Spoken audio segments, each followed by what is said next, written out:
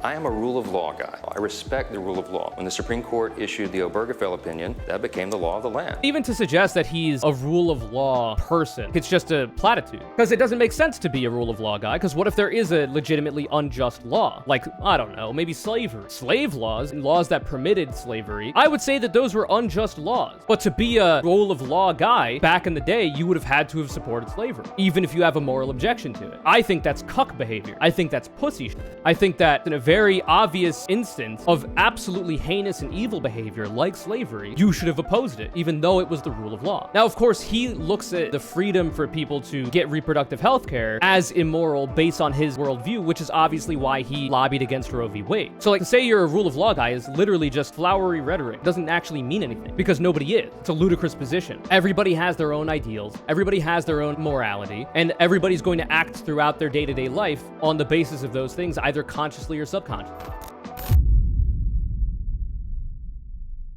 So it is with a heavy heart that I am to deliver this information to you.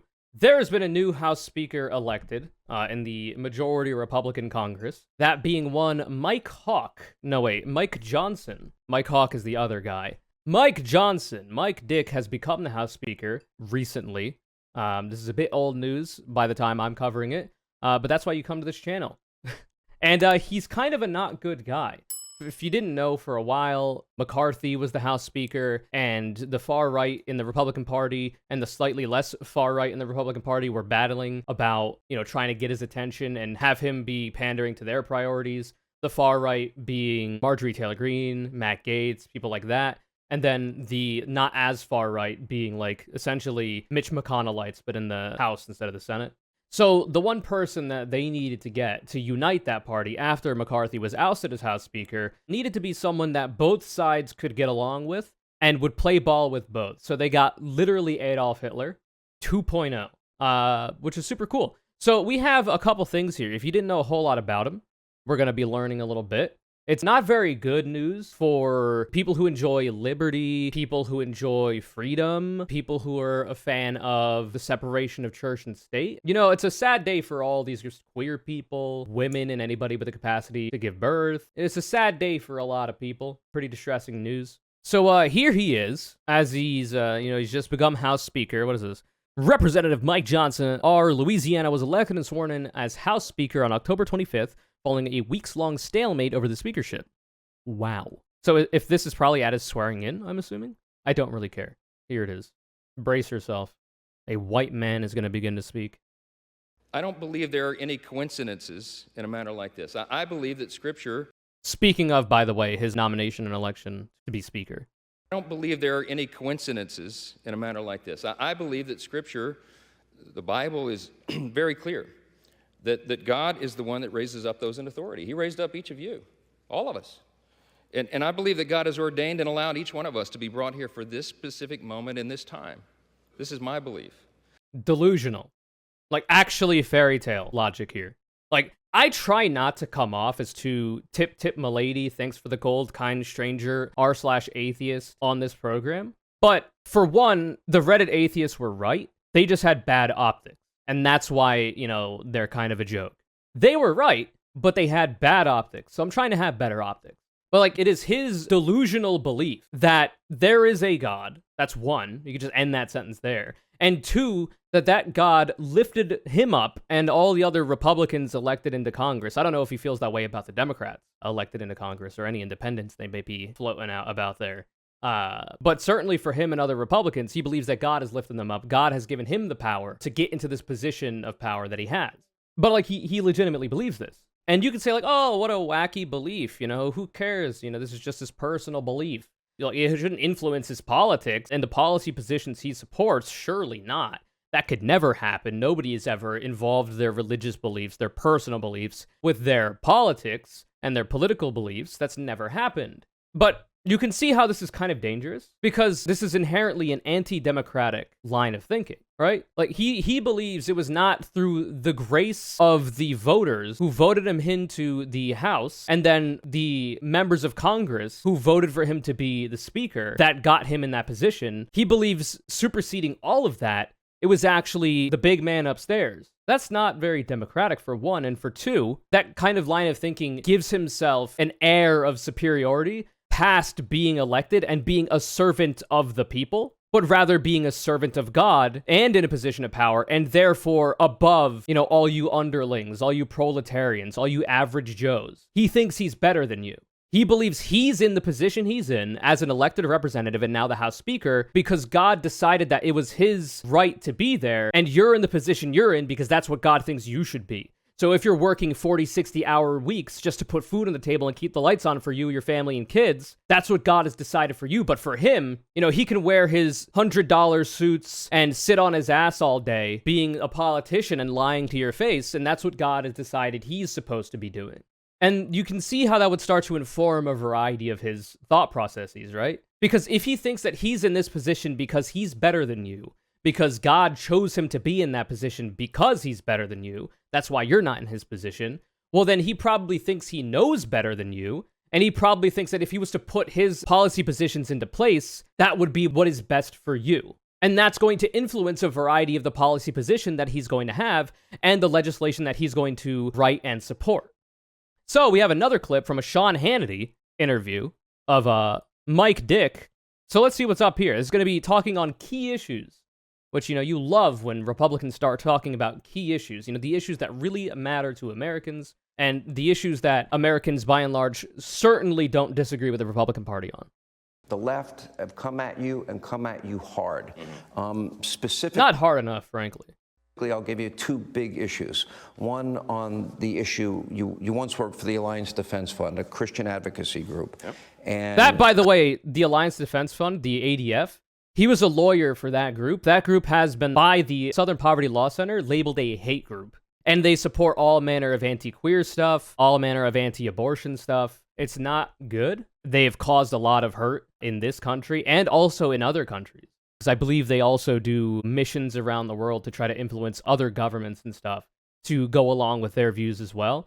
Reason for that being shortly because if other countries can codify anti-queer legislation or anti-abortion legislation into law, they can then point to those countries and be like, they're doing it. They can figure out that that's the better play. Why can't we? They could try to compare the US to that to try to give themselves precedent for supporting what they support, the backward beliefs that they have. And also, they can also simultaneously, especially if those countries are majority Muslim or any other religious minority, they could be like, oh, well, if you don't like what's going on in the US, where at least you're not getting thrown off of rooftops for being gay, well, you should try living in Saudi Arabia then, because they actually do that there. We're seeing a lot of that when it comes to Israel's continued suppression and butchering of the Palestinian people. They've been doing that a lot, especially when it comes to, the Queers for Palestine discourse that came up. It's not good. It's not great. Kind of bad, in my opinion. Comments you had made both in writing and advocacy for this group about homosexuality, calling it sinful, destructive, and not supporting gay marriage. Quote, no clear right to sodomy in the Constitution. You have been getting hammered on this. Yeah. And I want to ask no clear right to sodomy. What does that even mean? I thought this was a free country. If consenting adults want to engage in some sodomy and also maybe even Gomorrah, then they should be free to. I don't need Big Brother watching me in the bedroom. I don't need a government so small it could fit in my side table drawer, because that's not a small government at all. That's a very large government, because that's getting to the point where these are things that aren't even important to everyday people, right? What other people are doing in their bedroom among consenting adults that has no basis on anything regarding the people who aren't engaging in it. How am I affected? How are you affected by Adam and Steve in their bedroom, in their own privacy, engaging in consensual activities where they play a little backyard baseball? How are you affected by that? You're not. You never have been and you never will be. So there's no reason to care about that. And that's even more overreach than what Republicans are usually talking about when it comes to government overreach. Because what they're usually complaining about is things like Medicare and Medicaid, making sure that the poor and the elderly can get access to healthcare without going bankrupt or dying of preventable diseases because they can't afford to go to the doctor, right? They think that's government overreach. But it's not government overreach to plant a fucking FBI operative in your bedroom to watch you have sex and make sure you're not engaging in any sodomy. Which, by the way, doesn't only affect queer people. There are tons of heterosexual relationships between cisgender males and females even, where they do a little butt stuff as well. That is technically sodomy. I believe blowjobs are also sodomy, are they not? Technically. So, like, that would also outlaw all of that. However, the only reason anti-sodomy laws exist is not because people can get caught in the act in the privacy of their own bedroom. It's just a way to make people who are engaging that, usually queer people, feel less comfortable and less safe in society. And there are ways they can try to, like, intuit what people are engaging in sodomy or whatever by looking at your internet history, by if, like, you're walking down the street, you're a man and you're holding hands with another man. They would then assume that you're engaging in sodomy or whatever, and then they would try to go after you at that. It's very rare that you're ever going to be caught actually engaging in sodomy by a police officer and then be arrested for it then, if anti-sodomy laws are in place. It's usually just inferences that governments will make, that police departments will make, and you don't really need any evidence for it. So it's literally just a way to criminalize those behaviors that are stereotypical to queer people, even though heterosexual people engage with them as well, if not to higher rates, because there are more heterosexual people than gay people. But you'll never see heterosexual people getting in trouble for sodomy, ever.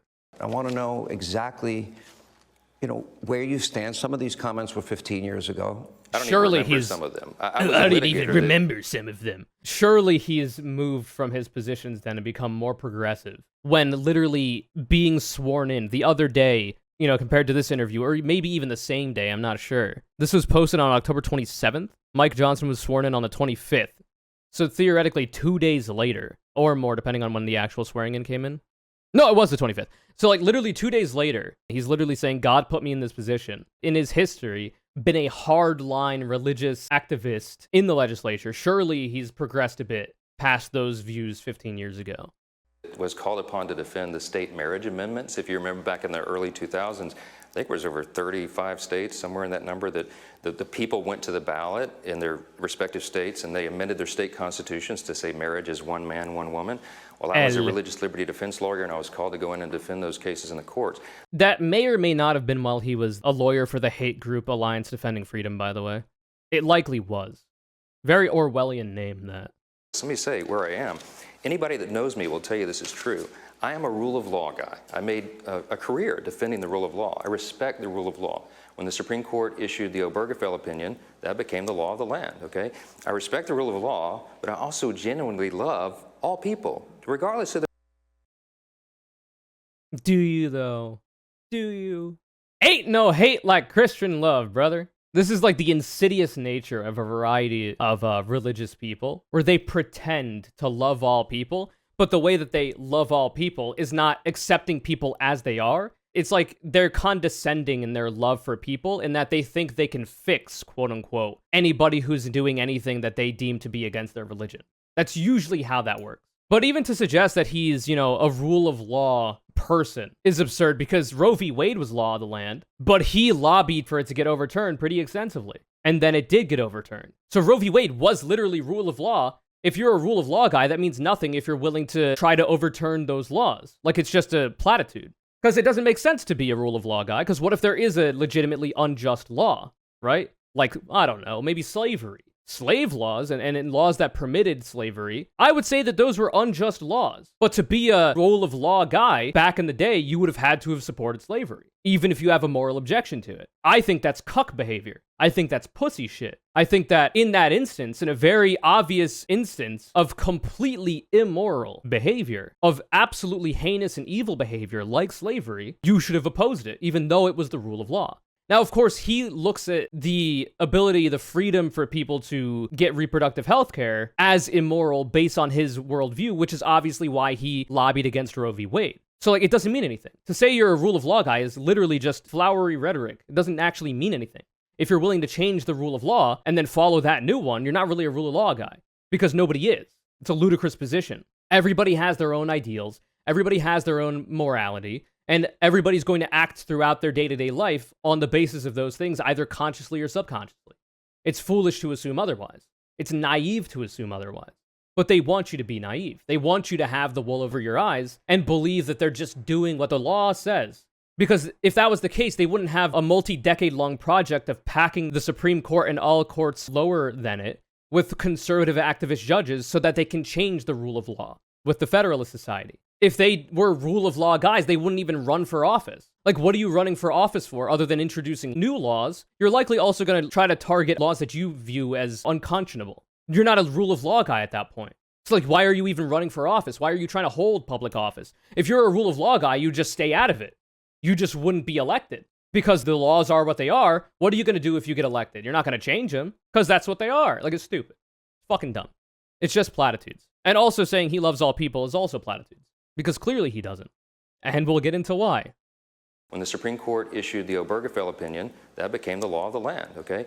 I respect the rule of law, but I also genuinely love all people, regardless of their lifestyle choices. This is not about the people themselves. I am a Bible-believing Christian. Someone asked me today in the media, they said, it's curious, people are curious, what does Mike Johnson think about any issue under the sun? I said, well, go pick up a Bible off your shelf and read it. That's my worldview. That's what I believe. And so that's I make your no personal apology. worldview. It's my personal worldview. But here's the thing. Everybody... But, and Republicans want you to be so delusional and propagandize people to be so delusional as to believe that your personal beliefs don't influence your politics and your public policy. It's actually insane. Like, you have to be legitimately low IQ to believe that. Or be propagandized to such an extent that you believe it without really thinking about it. But anyway, we don't need to see any more of this, because we can see examples of him directly contradicting himself. So, from June 25th, 2022, Speaker Mike Johnson, then, just a representative, posted, "Breaking late yesterday, the Louisiana Department of Health informed abortion facilities in our state that the right to life has been restored. Perform an abortion and get imprisoned at hard labor for 1 to 10 years and fined $10K to $100K. This is after Roe v. Wade fell. So, rule of law guy who lobbied to get Roe v. Wade overturned, so clearly not rule of law guy, is now getting excited about the fact that the rule of law has been overturned, and now he's in favor of imprisoning doctors for hard labor for 1 to 10 years, and fining them $10,000 to $100,000 for performing a normal medical procedure, or even overseeing one. Now, of course, he's targeting the doctors here because it is obviously very unpopular with the broader American public to want to criminalize the recipients of abortion. So women and anybody with the capacity to give birth who is looking to get an abortion. So first of all, the majority of abortions are being performed in the first trimester, so incredibly early on. Like Ron DeSantis and whoever else will fearmonger over the idea of a baby literally being born, their head popping out of the pussy, and then immediately they're like stapling them to a wall and then throwing hatchets at them trying to get bullseyes. Like, that's not happening. Usually it's the first trimester, and it's often super early to the point where when you get that abortion, it's just a heavy flow period. That's it. There's nothing else going on there. There's no butchery of babies or whatever. And any time that abortions are performed later on, it's usually because of there being a threat to the life of the person who is pregnant or to the life of the baby, right? Or both. So, like, it's a non-issue. It's just an issue that has been propagandized so much by the Republican Party and the Conservative Project that people, without critically thinking about it, will just be like, yeah, killing babies is bad, because yeah, duh, it is. But that's not what's happening. They've been propagandized about it for so long that the Republican Party's actually been able to get a foothold on this. Unfortunately for them, though, and fortunately for the good of mankind, it actually hurts them politically. It used to be it helped them a lot politically. Now it hurts them. And they've been backing off on it and essentially leaving it up to the Supreme Court to deal with and take the L's for when it comes to public optics and appearance, because the Supreme Court doesn't have to be reelected. So they can do all kinds of unpopular shit with no ramification. And they have the final say on anything as the third branch of government. Whereas the elected representatives can kind of be hush-hush about it, still vote for these things, but not loudly and vocally support these things, and just leave it up to the courts later on, the courts of which they've packed with conservative activist judges through anti-democratic means. Pretty cool.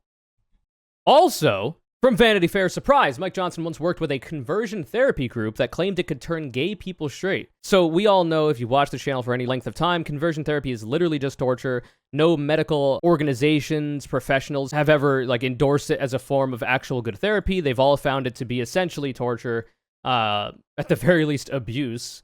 But of course, this guy supports it because he doesn't want gay people to exist. He thinks they're an abomination, a product of Satan probably, and should be extinguished. And this is just one part of the project to doing that. He might, given the correct conditions, be in favor of, just disappearing all the gays.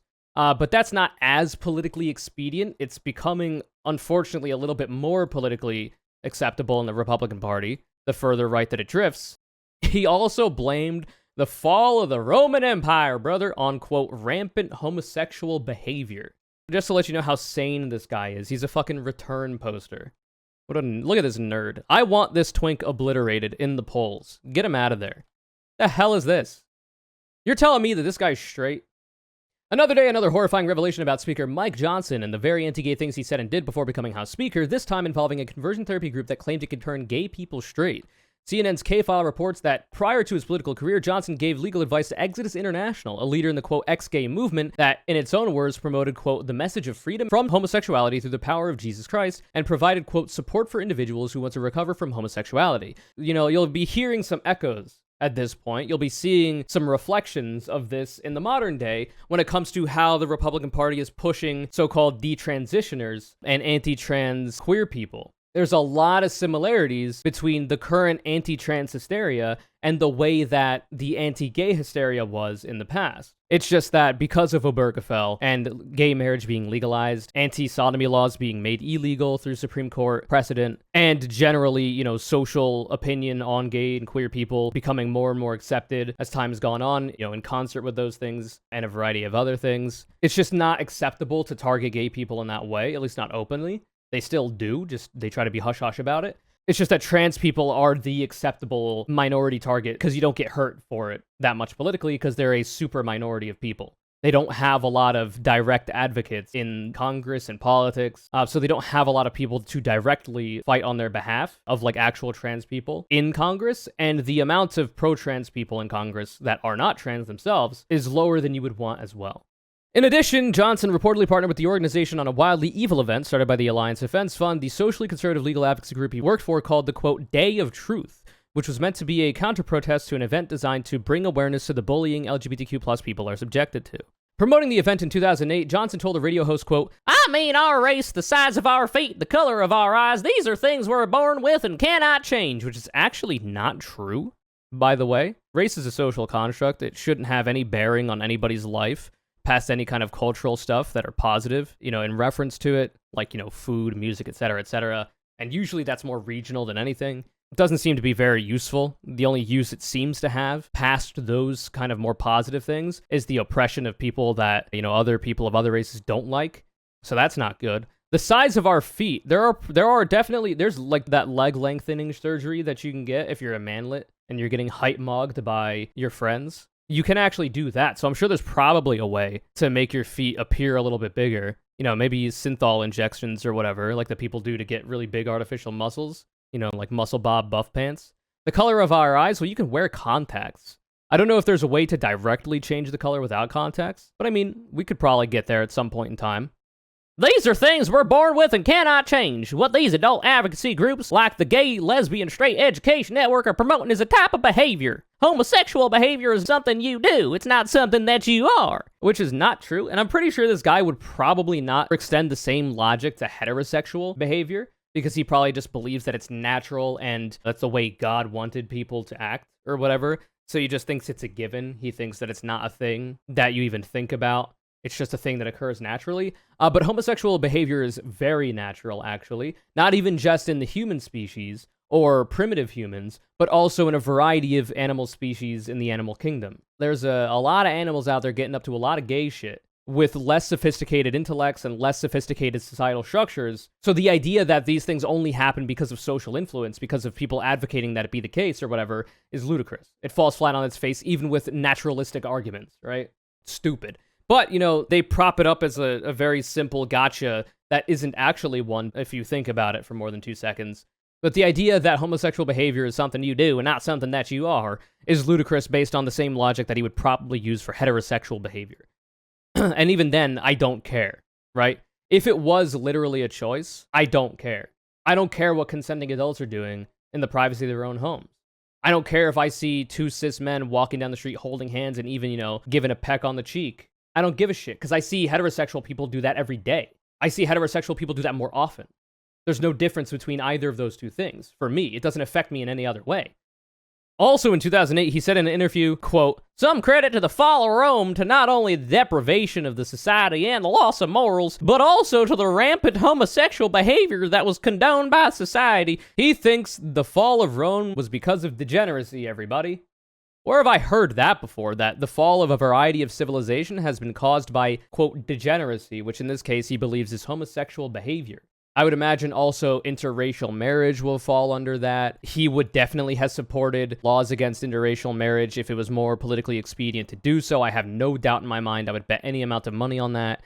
You know, no-fault divorce, he definitely believes to be a sin against God and degeneracy as well. When have I heard that before? I seem to remember another authoritarian regime of the past that also had similar views on so-called degeneracy. It's probably a topic for another day. Maybe, my noggin will get jogging at some point. My almonds will activate, and I'll be able to think about which regime that was.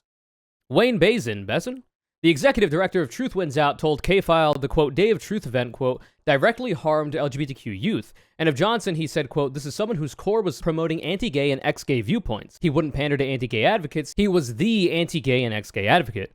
Exodus was shut down in 2013. At the time, its founder issued a public apology for the, quote, pain and hurt the group caused. Medical professionals have widely condemned conversion therapy, calling the practice pseudoscientific and abusive, which is probably why it's banned in numerous countries, with one UN expert saying it can amount to torture. Johnson's office did not respond to CNN's request for comment. Pussy, pussy, pussy, cuck, bitch, beta, pussy, pussy. And it's not clear where he stands on the matter of conversion therapy today. Own it. Say it with your chest. Don't be a fucking pussy. All the shit I've said today, with my chest. I'm not beating around the bush. I don't give a fuck. Because I believe my cause is just. Because I believe that I have a good foundation backing my beliefs. Just come out and say it. Why not? Why the dog whistles? Why you gotta be coded with your language? If you think that this is actually just and something worth fighting for. But two not very reassuring things to note. In his interview with Sean Hannity last week, the snippet that we got, a little bit ago, here, that was included in that interview, I believe, the new House Speaker claimed to, quote, love all people regardless of their lifestyle choices, indicating he believes LGBTQ plus people are choosing not to be straight, which is, one, foolish, and two, even if it was the case, who gives a shit? Not an argument. Also, in 2019, just a few years ago, as chair of the Republican Study Committee, Johnson tried to get Amazon to reverse its ban on conversion therapy books. You would imagine books supporting the practice. And he probably had, free speech grounds for which to want Amazon to still be able to sell said books. That's his excuse, anyway. But he was literally part of a group that was in favor of it. So it's more likely that he wants more people to know about it, so that more people support the torturous and abusive practice of conversion therapy, which does not work, has never been shown to work. He wants more people to support it so that it can actually be put into practice, so that less gay people exist. Because the goal of conversion therapy is to remove one marginalized group, gay people, from said group, and instead force them to be part of another group, in this case, the dominant group, the in-group, which is heterosexual people. There is a word that can adequately describe that practice and any other things he might support in tandem with that policy position, but I just can't think of the word right now. Maybe somebody out there can figure that out. There might be some historians, there might be some scholars on a variety of law and a variety of events of the past. Perhaps wars were fought over them. They might be able to give you the answer to that question. We've also got something even more sus, if you could believe it, because this one is a bit more covered up. This one is a bit more of a B-side, on the cassette tape here. How Mike Johnson's, quote, covenant marriage, which on its face just sounds like cult shit, and as we'll learn, kind of is, helps explain his politics. So a Slate article, the new House Speaker launched his political career with his wife, he's a wife guy of the worst order, as the faces of radical marital strategy. Mike Johnson, the new Speaker of the House, knows the culture wars. In Congress, he has gone after gender-affirming healthcare, abortion, and gun regulation. But for a close ally of Donald Trump and a crowd pleaser within the GOP, there's also something a little more old school about Johnson. He appears to be a true believer in the crusades of the religious right. And, gotta give him credit, he's a better speaker than fucking McCarthy was.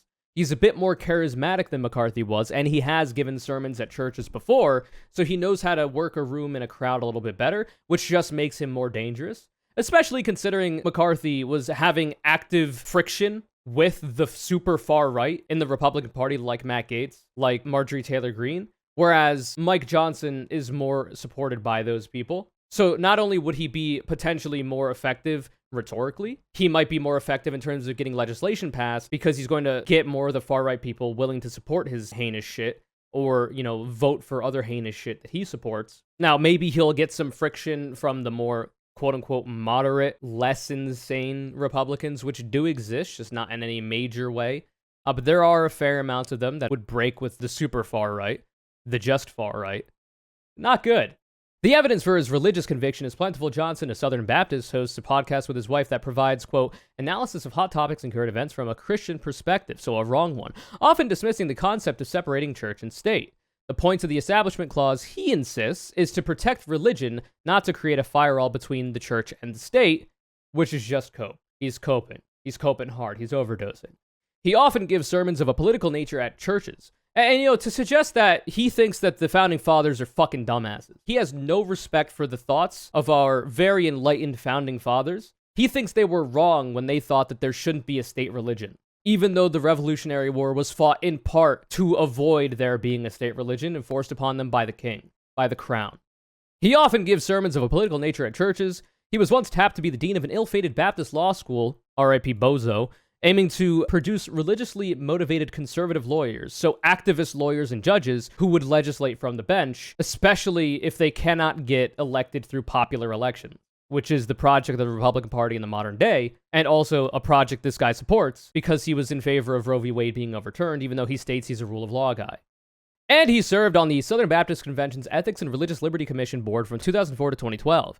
Johnson's whole career has been steeped in the religious rights priorities, and yada yada yada. We already talked about all that. But perhaps the clearest representation of Johnson's old-fashioned religious conservatism is how he first earned national attention, through his marriage. Imagine that being the way you get national attention. Because you married abroad. Wow. What an achievement. In May of 1999, Johnson, who was then a couple of weeks away from graduating law school, married his wife Kelly, a schoolteacher whom he met at a wedding. Almost 2 years later, a photo of the smiling couple ran with an Associated Press story under the headline, quote, can states successfully legislate marital bliss?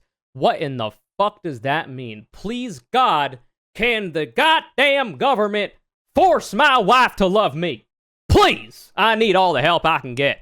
The story explained that Mike and Kelly had entered a, quote, covenant marriage. Totally not a cult. Totally not a cult tactic. This meant that prior to marrying, they had to undergo premarital counseling. Well, that's not bad, depending on the kind of counseling they're getting, and sign a binding contract agreeing that they would divorce only in the case of abuse, abandonment, imprisonment of a spouse, or lengthy separation. A covenant couple, no matter how miserable, cannot simply decide to divorce. So this is essentially a method of getting around no-fault divorce. No-fault divorce meaning that you can choose to divorce a person just because it's not working out, right? No fault meaning it used to be the case that you need to provide proof of abuse, provide proof of neglect. It used to be the case that it was literally legal to beat your wife in a marriage. But eventually, people came around to the idea that that's probably not a good thing. So that became illegal. And then on the grounds of the said wife beating, that would then be something you would have to prove as the victim of that abuse, which was often very hard to do and failed a lot in court. Meaning that people would be stuck, because of the lack of no-fault divorce, in abusive relationships with their spouse, often the man being abusive. A lot of, relationships like that can be abusive in both directions, but it is often the case that the worst abuse is at the hands of the man. And that's largely because of the amount of power that they're given in society to get away with a lot of things, because men are given a pass on a whole lot of shit, especially when it comes to marriages. It literally used to be legal to rape your wife as well. So essentially, Mike Johnson was like, I'm not likable enough. I am rizless and dripless. I've got no redeeming qualities, but I want to have a woman that is legally bound to me, that is legally bound to love me and tolerate me. And I need it to be the strongest contract possible because I have no faith in myself to keep this relationship intact. It is likely I'm going to fuck it up, so I need the state to intervene and keep that woman in her place. That's what he's saying, essentially. That's a covenant marriage. Now, obviously, it's dressed up with a whole lot of religious and flowery rhetoric. Like, oh, well, no, we just want to, make sure we have really strong marriages, and these repercussions would be enough to make us work harder on our relationship and not just give up at the first. It's not usually that people who are married get a divorce on the first negative consequence of their relationship. It's often several of them that lead up to it, and eventually it's a straw that broke the camel's back kind of situation. People in marriages are willing to tolerate a lot of bad behavior from their spouse because of the fact that they have a government contract. Divorce can be costly, etc., etc. That's kind of the point of having a government contract for marriage, except for the tax benefits. Pretty cringe, in my opinion. Marriage, kind of useless. I don't get it. Quote, in my generation, all we've ever known is the no-fault scheme, and any deviation from that seems like a radical move. The then 28-year-old Johnson said of divorce. At this point, he's as old as I am. So, like, my intellect has already, like, lapped him several times at the time that he is saying this fuck shit. Quote, because so few people have chosen covenant marriage in Louisiana, it seems like an unpopular choice. It's not unpopular, it's just unknown. Once the message is out there, a whole lot more people will choose it. Surely. But Johnson's prediction proved incorrect, dumbass. Obviously, nobody likes it. Nobody likes you. Shut the fuck up. In 1997, when Louisiana adopted the option of covenant marriage, it was heralded as the start of a movement. It was the first time that divorce laws in America were moving to become more stringent, not less. A number of southern states debated their own versions of the law, but it received pushback from domestic violence survivors. Even if you filed on the basis of abuse, you still had to go through court-mandated counseling beforehand. Catholics, counseling mentioned the possibility of divorce, which the church opposes, and even faithful evangelicals. A, quote, more serious marriage implied that their, quote, regular marriages weren't serious or religiously founded. So even his own side of the fence is like, nah, dude, this is fucking cringe. Get this shit out of my face. Ultimately, only two other states, Arizona, shithole state, it is literally an affront to God, should they exist, that any civilization has been fucking planted in Phoenix, Arizona, in the middle of a desert where motherfuckers are still trying to grow green grass lawns and waste all their water on them. What are you doing? Peggy Hill had it right. In 1998, and Arkansas, literally just 3 corporations in a trench coat, but like unironically, in 2001 followed suit. And very few couples, around 1 or 2%, in the 3 states opted for this type of commitment. Goddamn, what a L. What a shit turnover rate. Good job, Mike Johnson. You've done it. Hopefully he has this much influence on our broader political landscape in the modern day. Johnson, though, continued to push his rosy version of it. He told the AP he was trying to persuade all of his friends to convert their marriages and convert into his cult. According to NOLA.com, the Johnsons became, quote, the poster couple for covenant marriage. Just a few months after the AP article, Mike and Kelly were on Good Morning America talking to Diane Sawyer about being among the few such couples in the country. When Sawyer asked Kelly about her decision, Kelly, charming and smiling, made the ideas seem romantic. Ah, God, I hope that smile wasn't forced. I hope, legitimately, for her sake, it's actually working out in the way that they hope. I have my doubts, but hopefully it is. Oh gosh, I would have to say, from a woman's perspective, I've been in some bad relationships before, and I just knew that when I met the man I was supposed to marry... Supposed, by the way. What do you mean supposed? Did somebody pick this guy for you? Is this like an arranged marriage from your parents? What do you mean supposed? Did you like draw a lottery from a hat and it's like, oh, Mike Hawk? That's my guy. She means that God gave her this man to marry. That God ordained her to marry this man. Listen, I don't need a higher power to tell me who I need to and should love. All right? I'm able to figure that out for myself. I don't need some kind of governmental authority to tell me who I'm supposed to love either. That's not really their job. That I wanted to know it was for a lifetime, she said later. She added, quote, it's a big red flag for a woman if you decide you want the option of the covenant marriage and your mate says, no, I don't want to do that. I'm sure, man. It should be the other way around. It should be a red flag if your partner is like, yo, I want a cult marriage, please. Actually, I'm not going to marry you unless we engage in the cult marriage. I've seen all the types of marriages out there. I want the cult one. I'm picking that one. And, you know, if you're not with me on that one, then I can't go for that one. That's more of a red flag to me. At the time, the Johnsons seemed like a nice media-friendly couple, but Mike Johnson wasn't just a traditional-minded groom. He was on a political mission. Imagine weaponizing your own marriage for political gain to, you know, make marriage worse for other people. He had been a volunteer with a group called the Louisiana Family Forum, which worked with all 3 branches of government in the state to push socially conservative laws. But just a rule of law guy, though. You know, just on the books, by the books, rule of law guy. The lawmaker to first introduce the idea of common marriage was Tony Perkins, who is now known as the president of the influential Family Research Council, but who was then a state representative. According to NOLA.com, Johnson helped Perkins craft the covenant marriage bill. Anyway, so that's not great, because it seems likely he would want to try to force this kind of view on marriage onto everybody in the country, given his position as the Speaker of the House, the most powerful Republican in the House, one of 2 chambers in our Congress. Not great. This guy won via unanimous vote. Yeah, not great. The unity candidate. Adolf Hitler himself, everybody. Also, from the New Republic, we have a speaker. He's an election denier and an extreme Christian fundamentalist. I would say Christo-fascist, theocratic, authoritarian. There's a whole bunch of words. Dumbass, absolute dipshit. Johnson is a 4-term congressman representing Louisiana. His win also represents the rise of MAGA front in the Republican Party. And, the MAGA front, by the way, their biggest obstacle was fucking milquetoast, boring-ass, flat Stanley-ass McCarthy. One of the worst House speakers the Republican Party has ever had, and the only one to ever get voted out. Earlier Wednesday morning, Donald Trump endorsed Johnson as House Speaker after quickly killing Tom Emmer, literally murdering the guy. His nomination the day before. After the 2020 presidential election, Johnson led the amicus brief signed by more than 100 Republicans that sought to overturn election results in Georgia, Michigan, Pennsylvania, and Wisconsin. So this guy, in the biggest power position in the House Republican Party, seems great.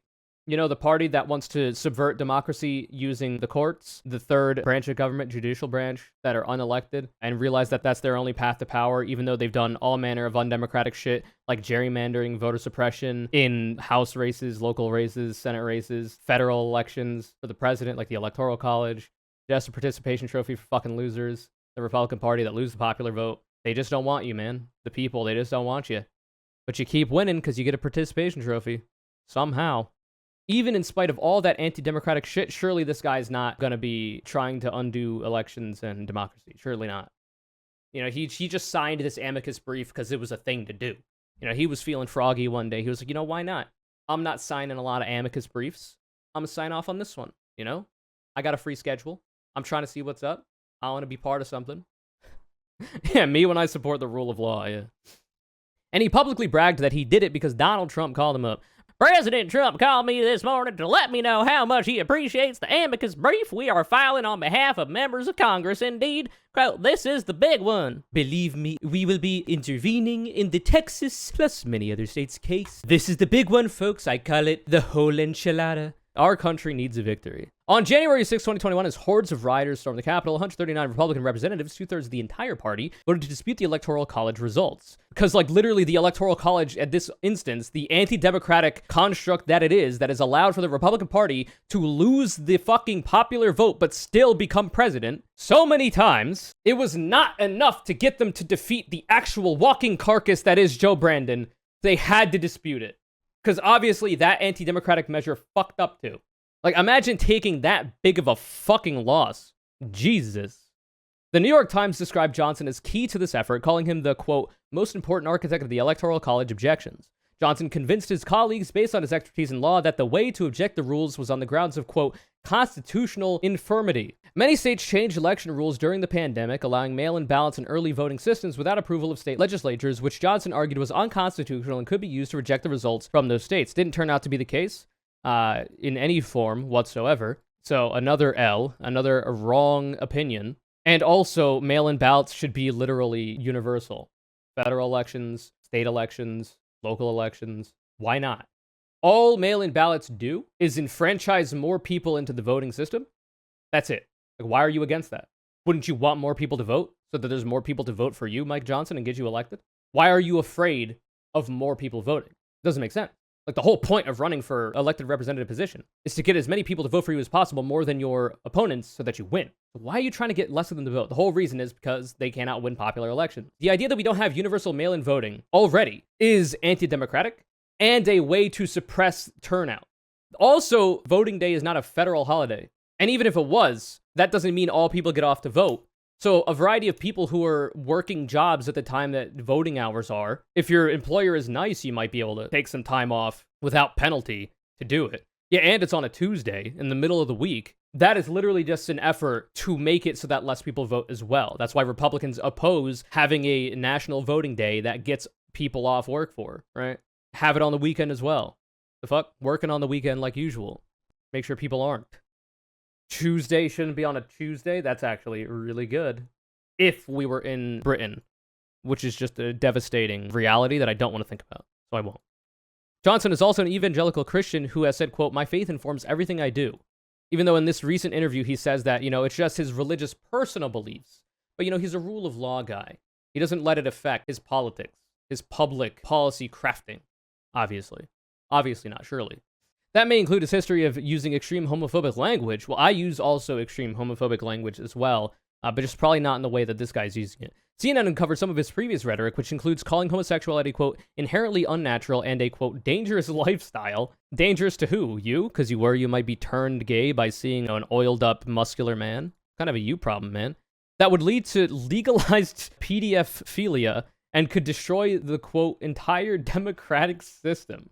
Jesus, man. What are you talking about? By the way, this guy's worried about this being legalized, even though his party and his religion regularly advocates against sex education in school, which studies have shown has literally reduced rates of child abuse and also brought more child abusers to justice, because once kids are taught about what is abuse, what's a bad touch, all this kind of stuff, they go on to be more likely to report that to an adult that they trust, an authority figure, the cops get involved, and then those people get brought to justice more often. Also, the average child abuser is a white, heterosexual, religious man in a position of authority. So, this idea that gay people are doing all the PDF filing is ludicrous on its face. Quote, experts project that homosexual marriage is the dark harbinger of chaos and sexual anarchy. Sign me up for sexual anarchy. What the hell? You say that like it's a bad thing. People are allowed to do whatever the fuck they want as long as everybody's consenting. As long as consenting adults are doing what the fuck they want in the privacy of their own home. Let's go. That could doom even the strongest republic, he wrote in another 2004 column. He also has opposed LGBTQ rights at every other turn. He voted against bipartisan legislation to codify same-sex marriage, which President Biden signed into law earlier this year. In 2022, he introduced what advocates called a federal, quote, don't say gay bill. The legislation would have banned classroom instruction on gender identity and sexual orientation through the 3rd grade. Johnson called the bill, quote, common sense. Even though a lot of this is to help prevent against the abuse of children, but they oppose it because they want to protect the kids. By the way, even if there wasn't, instruction on sexual orientation, these things are happening. It is factual information that among their peers, people in these grades are having crushes on other people at the very least, in their grade, in their class. And it's literally just a very innocent, very simple shit. And then sometimes teens later on get into some shit that maybe they probably shouldn't, but it happens anyway. Mistakes are made. A lot of the mistakes that happen here can be avoided through this kind of instruction. You're kidding yourself if you're saying that when you were a kid, in whatever grade, you didn't have, crushes on your peers. Don't be silly. Come on, we know this happens. To suggest otherwise is delusional. And it is often used with, in an attempt to support criminalizing things that literally reduce the rate of child abuse. Let's get serious. Come on. He has voted for a national abortion ban and co-sponsored at least 3 bills that would restrict abortion on a nationwide level. The anti-abortion group Susan B. Anthony Pro-Life America, god damn, what a name, has given him an A+ rating. What the fuck? Jesus. You could probably power a small city if you hooked her fucking coffin up to the electrical grid with how much spinning she's doing. In his spare time, Johnson hosts a religious blah, blah, blah. So anyways, a bad dude. Mike Johnson, bad guy. Not great. Pretty cringe. Probably shouldn't be in any seat of power whatsoever, if not the most powerful seat in the House and in the House Republican Party. So, opposition to him is, paramount. It is to be seen how effective he is as a majority leader and as a whip in the House of getting people to vote for certain things. Not great. Does not bode well, but we shall see.